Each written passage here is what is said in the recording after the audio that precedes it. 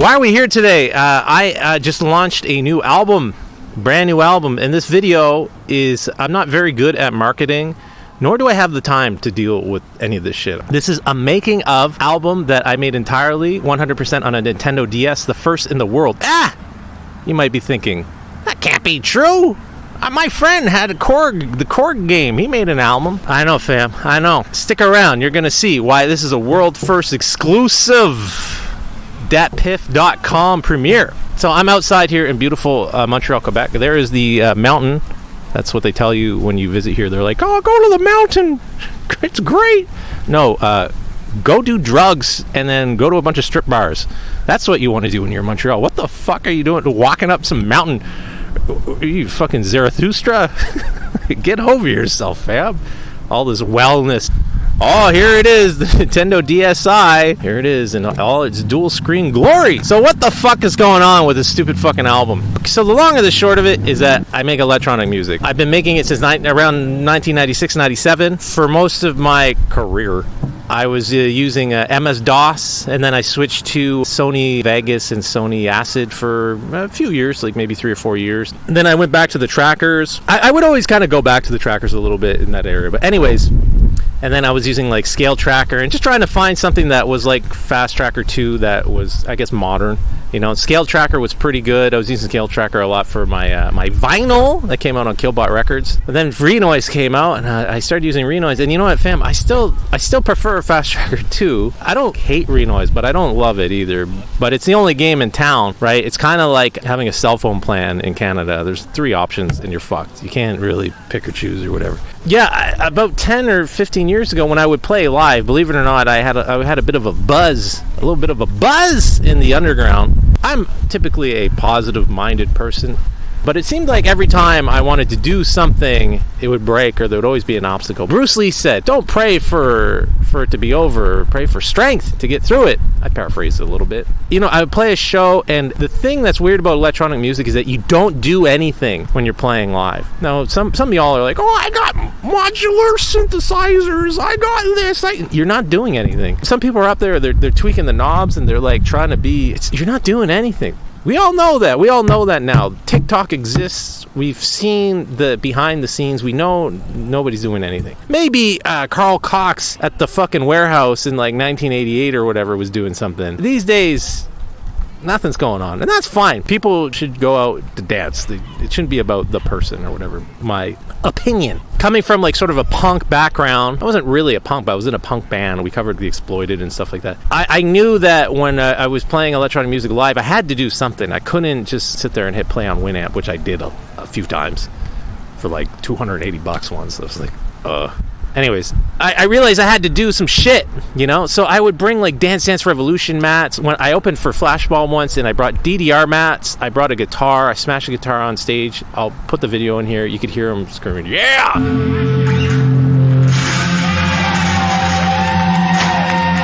Because I remember he was like, smash it! You hear him say it. Venerable Ben Jordan, a science YouTuber now. He went from making IDM to actually being intelligent. And he was on Basefuck podcast, so they'll put that in there as a plug.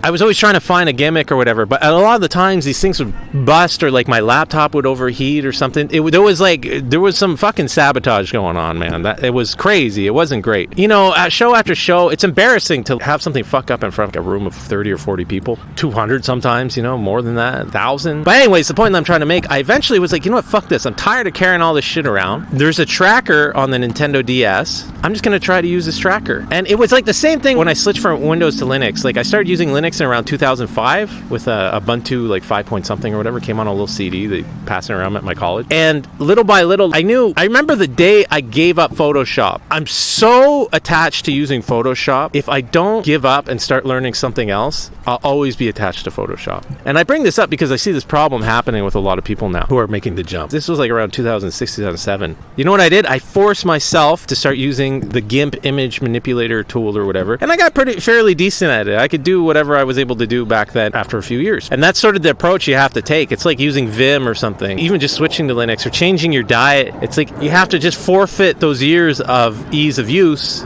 to to force yourself to do a hard thing. Because hard things are only hard because you don't know them. If you put yourself in a situation where you're surrounded by something, after a while, you start to become familiar with it, and then you could branch out into more concepts that you thought were pretty frightening in the beginning. So here I am with NitroTracker. I was like, fuck, I'll just start using this, because NitroTracker, what is NitroTracker? I'll explain it in a second. But basically, the files that I was using back in the MS-DOS days was FastTracker 2. Shout out to Triton team.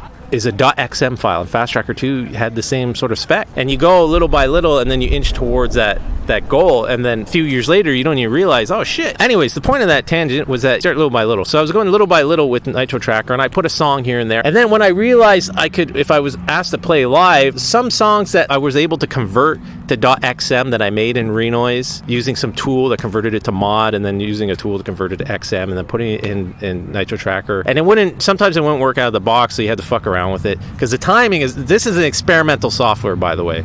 We're gonna get into all that. We're going deep. At some point, I was full Nintendo DS. I was either making songs directly on them or using songs that had ported through tools, or even just like rendering out as WAV and taking chunks of the WAV files and then resequencing them so I could play it off here. And it added a little bit more interactivity into the process, but because I had to load, and because back then the software was really unstable, it would just crash, I had to get good on the mic, and then it shaped my entire live show. So coming from the punk rock world, 30 minutes is my cutoff, right? No more than 30 minutes, it gets too boring. So what I'll do is I'll play a song, and then I'll chat in between. I'll play a song, I'll chat in between. Bum, bum, bum, bum, bum, bum, bum. I found myself using less DAWs, frankly, because the Linux audio sucks. You know, sorry fam, but that's just how that is. I would try to record something, and there would always be like a little bit of silence between my takes, and things wouldn't line up. Oh, all you need is a real-time kernel, you know, and then you install the real-time kernel. Nothing changed. It's still the same. So going through all that bullshit, I started leaning heavily on the DS. Having the Nintendo DS, it wasn't a computer, but I could still get around. So I would have my hardware sense and stuff. It was a really good way to decompress. I wouldn't be on the computer all fucking day. Like, oh, I'm done work, and to go home on the computer. It's like, it's bad for your back. The DS was just like a perfect thing. You know, you could fit it in your fanny pack,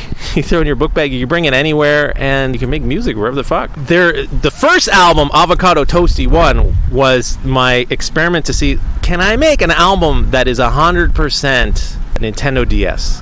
And I made it 100% DS. Everything was sampled inside or sampled using the microphone. You hear the doo-doo-doo, the Montreal STM thing. I sampled it with the microphone. Yeah, man, this go out to all those who hated on the real. You know what I'm saying? I'll put it to you like this right here, man.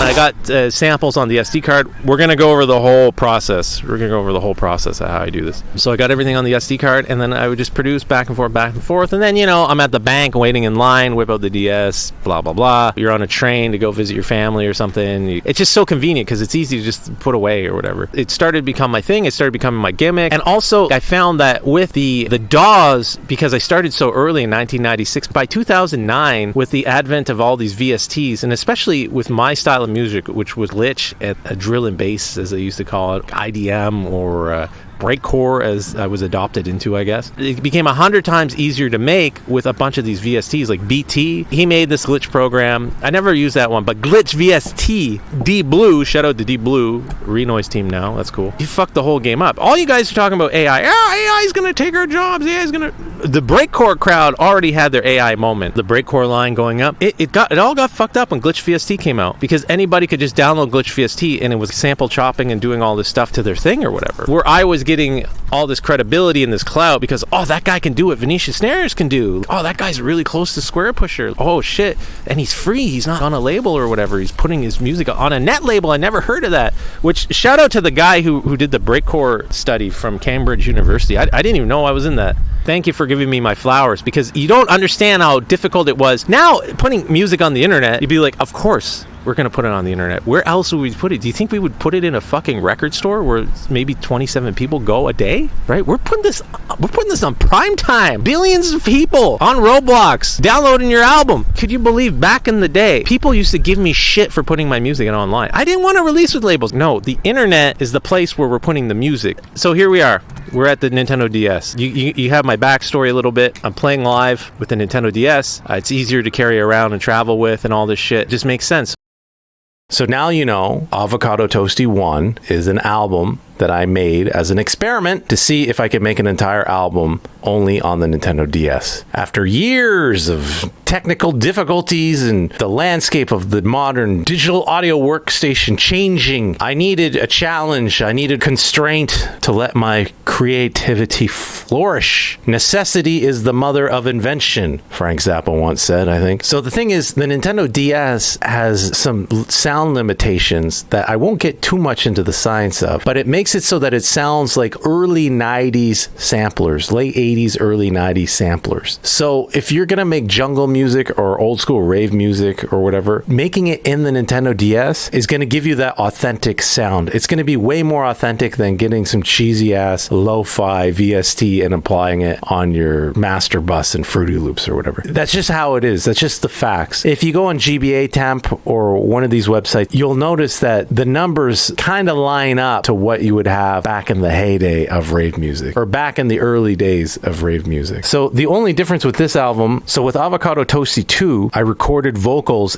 through the Nintendo DS microphone into the song that I was making. So the songs were made entirely in a program called NitroTracker. This is not an official Nintendo program. This is a homebrew program. That is what they call it. The point of this video is to bring attention to this program and to the Nintendo DS as a creator's notebook, something you could keep in your book bag. The DS isn't entirely ruined yet on eBay. Since they made 120 million or so of these Nintendo DS consoles, the price is still low on them. I'm not sure if the scalpers are going to be able to screw up the supply and demand on this, because there's a lot of supply. So basically for $50 you can have an Akai S900 in your pocket and make some banger jungle. This is what I'm getting at. And the program's still actively developed and it's getting better and better. So Avocado Toasty 2, in short, is an album entirely made on the Nintendo DS with vocals, and it's never been done before. Sure, your uncle had the Korg DS game and you made a song or whatever, and that's cool. And there's been a lot of cool Nintendo DS things. Now I'm going to show you all the behind the scenes stuff. I'm going to show you all the other crap. All right, let's fucking track. So I have the software for the homebrew music making crap on the Nintendo DS SD card. Sorry, there's no direct capture. I could run this in an emulator, but it won't be good. It'll be weird. Okay, there's a million videos that go over NitroTracker, but I'll just go over it real quick in case you're not familiar. So you could have samples here. Let's say we got the Amen. I don't know if you could hear that. Pretty cool, and you can map them to the keyboard. So I'll load this. So now you click on this trumpet here and you go map samples. There's a button there, and then you just map. You select this one here. You have all your samples loaded up here on the bottom. It's just like in a regular tracker. Like you got your different, you got your kick, and then you got your things there, and you're already halfway there. BPM 180. There you go. Cool. And then let's say on every eighth we put in a snare. Let's get a little jazzy here. So you got something going on there. Maybe you want to load up a little hi-hat. Now you can't teach an old dog new tricks, and I always just go to the 707 hi-hats. So sorry. So I click on drums. I have my 707 samples, and you can audition everything here. So yeah, it's difficult to see, sorry, but so let's just load this up and we'll fill it in.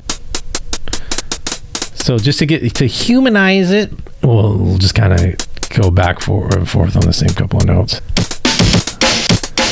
There you go. But let's test the microphone capability. So you have the microphone here. You can hold in the button. Hello. Hello. Hello. Hello.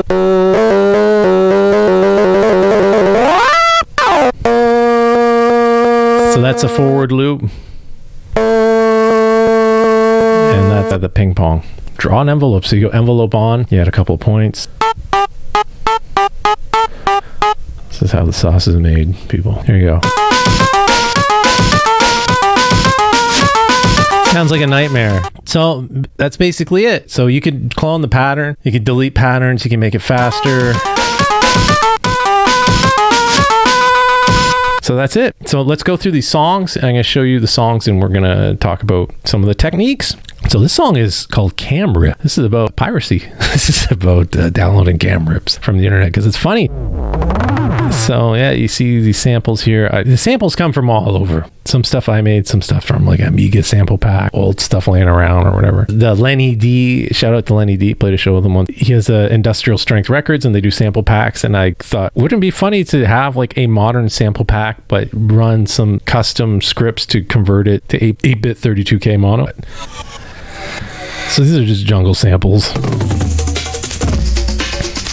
I love mono and I love 4 tracks, but the album was getting so noisy. It was very difficult to hear things that I once put in that I like because they're buried under the thing. So I know drums are supposed to be in the middle or whatever, but I would crank them a little to a direction just to fade it out. So instead of a direct 0 in the middle, it would be -1 or -2 off, just to kind of give some room to something else. And it seemed to work in this instance. So you'll see a lot of panning of things that maybe normally you shouldn't pan, and it's unconventional, but I'm unconventional, baby. So this is me singing into the microphone as I demonstrated. You go to movies. You go to movies. Basically, I would listen to the song, tap your foot, and then keep that body metronome. I'd hit stop. You go to movies. And it wouldn't always be on time. So in MS-DOS fashion, you would have to, if you look right here, you could tune up and down and control the pitch and stuff like that. So you'll move the pitch a little bit so that it stays on track or whatever. You'll hear the vocals go up and down and they're all over, but it sounds cool too. So I wasn't making, it wasn't a big deal. Like sometimes I would intentionally do it because it sounds funny or it sounds like old school rave or whatever. But okay, we gotta get out of there. I don't pay for you go to movies. So you hear the panning, and you hear the vocals. Okay, yeah, this part's cool. Okay, how the frick did I get a 303 on the Nintendo DS?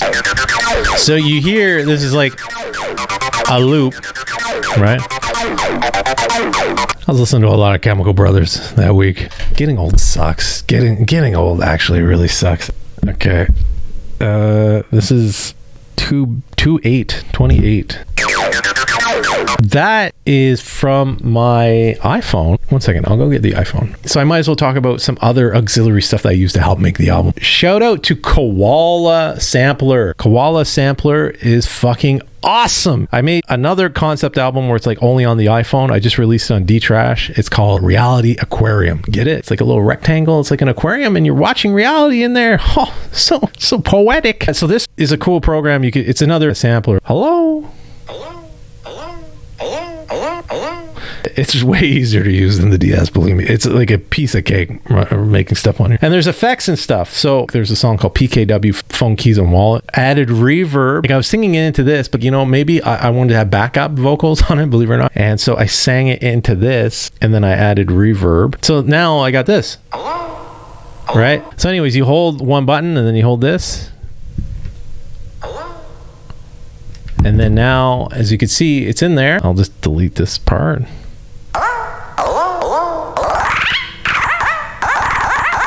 Pretty cool, and you can just put it everywhere. So there you go. That's cool, right? But that wasn't the 303. The 303, I was using a program called Pure Acid. Basically, this is just reverb. Remember that? So anyways, yeah, and you just sit there and you could randomize the fucking notes or change them around or whatever. I didn't even do anything. It just did it by itself.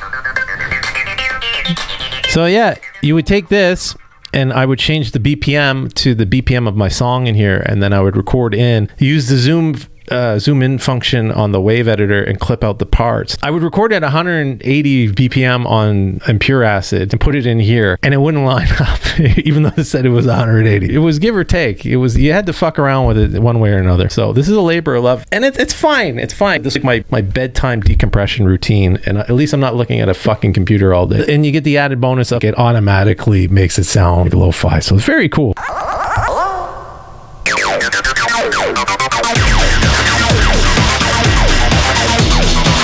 That's Cam Rip. So let's go through these songs. So this song had a few kind of, I didn't know where I was going with it. on archive.org, there's like a Duke Nukem sample pack. It's every vocal line of Duke Nukem. And I ran FFmpeg script to convert all of it to 8-bit 11K mono. And I threw them all in here, which kind of bogged it down a little bit or whatever. But it was funny. For a while, like every single song had Duke Nukem samples in there. I threw that in there and I was like, well, fuck, thematically. Because like I said, I'm old and I've written all my Crybaby songs and all my whatever songs and stuff like that. And you kind of just start with a theme. How can I make this a thing?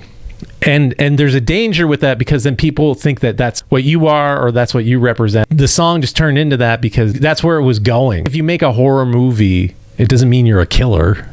It doesn't mean you're a fucking mass murderer. I'm making a fictional construction of a reality that doesn't exist for entertainment purposes. So if I sample freaking Alex Jones or something like that, or Hassan shocking his dog, or whoever, right? It's about you take something and you go somewhere with it. And that's why a lot of people who get like writer's block, you cannot be perfectionist at the beginning, because these songs, every song starts off like garbage, but you just have to start somewhere, because it's going to lead you down the path. And you're going to keep branching out and finding all these other things. So yeah, I usually start my album with the old-fashioned tape chirp. A lot of my albums, not all of them, but a lot of them, I record onto tape. It helps with the mastering. It helps get the compressor going. You know what I mean? So here's the chirps, because this is going to be the first song.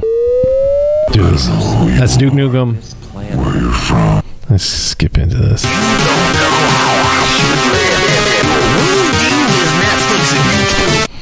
We all know that guy or girl or whoever. Their whole view is like Asmongold or Hassan or whoever. There's a million out there. I don't mean to pick on any one of them. They're all equally as... I'm just like everybody else. I sit down and I watch garbage. I watch like Linus Tech Tips or whatever while I eat. Okay, like I'm not saying I'm any better, but there's definitely a problem right now. It's always been a problem. It's just people are just annoying as fuck lately, and they need to shut up. We all need to shut the fuck up a little bit, is what I'm trying to say. Okay, so these guitars. So this is a guitar sample that was everywhere for some reason. There used to be a website called Mod Archive back in the day. I used to download the Megadeth and Metallica mod. Very cool. A lot of the metal mods would just be like... But this was before MP3, so that's what you had. If you didn't have a copy of Unforgiven by Metallica, you were listening to it like this. That is very Atari Teenage Riot breakbeat. I don't know where I got that. That's from some Amen breakbeat. The Jungle sample pack that's out there, or whatever. I think I got it from there. 60-second Wipeout. Shout out to Atari Teenage Riot and Elk Empire. Obviously huge influences. I love those songs back in the day. The album, the one that everybody knows, is really good, but 60-second Wipeout, something about that just broke my brain. It's just noise and then Amen. Because noise, to me, I use noise like a guitar solo. If you notice my structure, it's the Kurt Cobain structure: verse, chorus, solo, chorus, end, or whatever, verse, end. So the solo for me is having the glitch and the noise, because before I used to just put it all over and it fucked everything up, and normies can really handle it. So these were all these were converted to 8-bit 32K. Might even be lower. So let's keep playing this. You know what? Maybe I could zoom this in. Oh, wow. Why didn't I think of that earlier? The one thing I had to watch out for was making sure the levels were okay. It was easy to kind of do this because I was doing a style of music, cyberpunk or industrial or breakcore. So distortion was cool with this. If you're doing like a lighter style of music, it might be more challenging. You could probably do some like lo-fi, trip hop, or hip hop. Whatever you could do on an Akai S900, I guess you could do on this. Come get some. So when you're doing build-ups in NitroTracker, you can switch the screen. The trigger buttons are fucked on every DS. I always have to blow. I have to blow into this button like it's Tecmo football, and I'm trying for 10 minutes to get it to work. You know, these trigger buttons are fucked. See, look how reliable that is. Look, I'm clicking it. You see that? That's not the dev's fault. That is my dirty ass DS. So you really gotta get in there. You could control the volume and then you click the button to set it so that you could do like a build up or whatever. It's good to, if you need to have rushes. This one's called DS Hardcore. Oh, that sample is actually pretty funny. That's okay, yeah, that's the one. What else do we got going on here? Lenny D. So I kind of switched everything up to this hardcore rave thing. It sucks when you're pigeonholed as like a certain type of artist, but at the same time, no one really knows who I am. So those days are over. Those 1,000, 2,000 downloads a day streams on MySpace days are gone. Like, nobody knows or gives a fuck about me. The only people that give a fuck about me are like people that hate me, trying to keep tabs on me for whatever reason because they get like emotional problems. But I appreciate the people that are legit supporters. That's pretty fucking cool. You might be wondering, well, what's going on there. I'll loop this. So you could see this one. Whoops.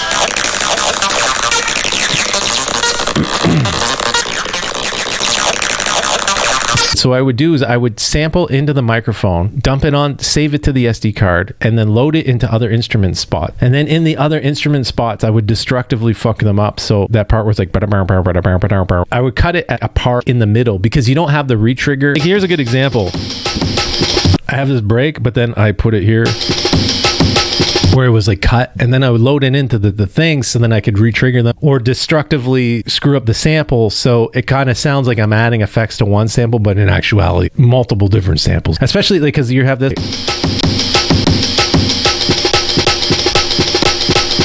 You have to be creative when you're doing this. You have to kind of think outside the box and find other ways to do stuff like that. So that's a good trick to do when you have a sample in there. Save it on the SD card so that you can load it into other slots. I used to do the same thing in Fast Tracker too. So it's the same sample reloaded, but one is panned.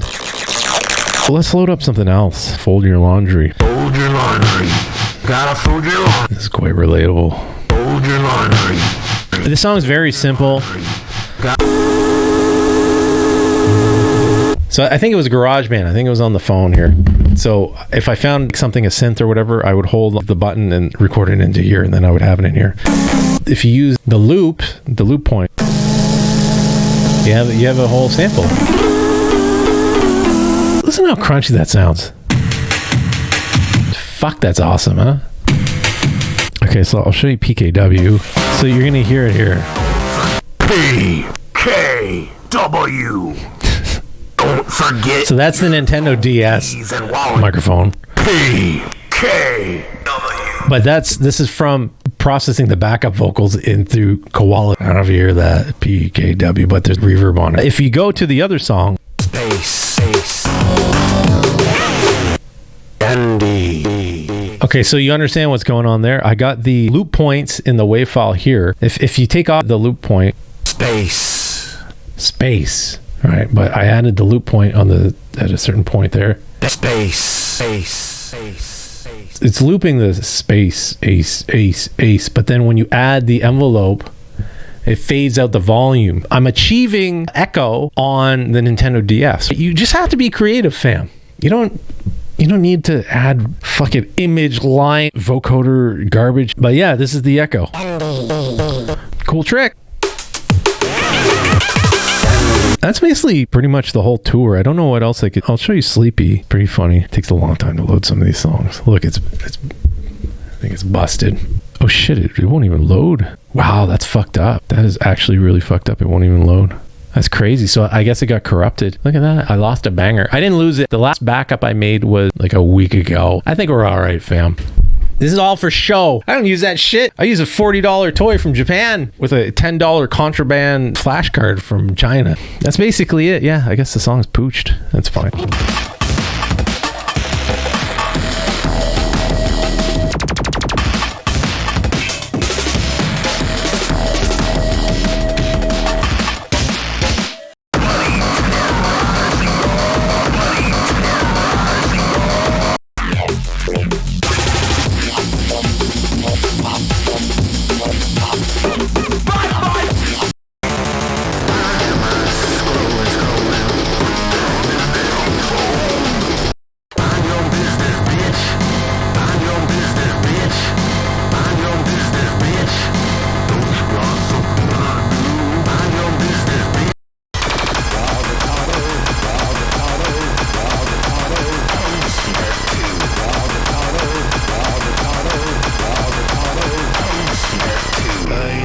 King of the world, baby.